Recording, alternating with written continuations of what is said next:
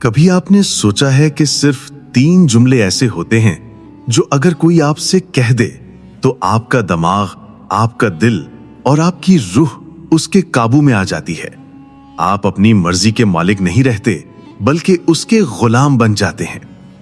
یہ جملے عام نہیں ہیں، یہ وہ نفسیاتی ہتھیار ہیں جن کے پیچھے انسان کی سب سے بڑی کمزوری چھپی ہوتی ہے، اور جو ان کو جان لیتا ہے وہ انسانوں کو کنٹرول کر لیتا ہے۔ پہلا جملہ، میں تمہیں تم سے زیادہ سمجھتا ہوں۔ یہ جملہ سنتے ہی انسان کے اندر ایک انجانی سی کشش پیدا ہوتی ہے۔ کیوں؟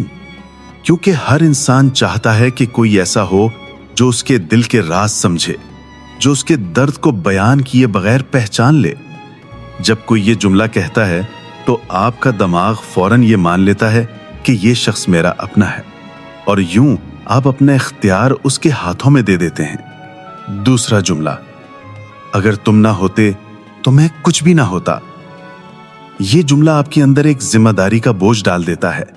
آپ محسوس کرتے ہیں کہ آپ اس کے لیے سب کچھ ہیں، اور انسان جب کسی پر یہ یقین کر لے کہ اس کی زندگی اس کے بغیر کچھ بھی نہیں ہے تو وہ چاہے یا نہ چاہے اس کی فکر میں جلتا رہتا ہے، اس کے لیے سب کچھ قربان کرنے کو تیار رہتا ہے۔ یہی جملہ غلامی کی سب سے بڑی زنجیر ہے۔ تیسرا جملہ، میری خوشی تمہارے ساتھ جڑی ہوئی ہے۔ یہ جملہ سننے کے بعد انسان سوچتا ہے کہ اگر میں نے اسے چھوڑ دیا تو اس کی خوشی ختم ہو جائے گی۔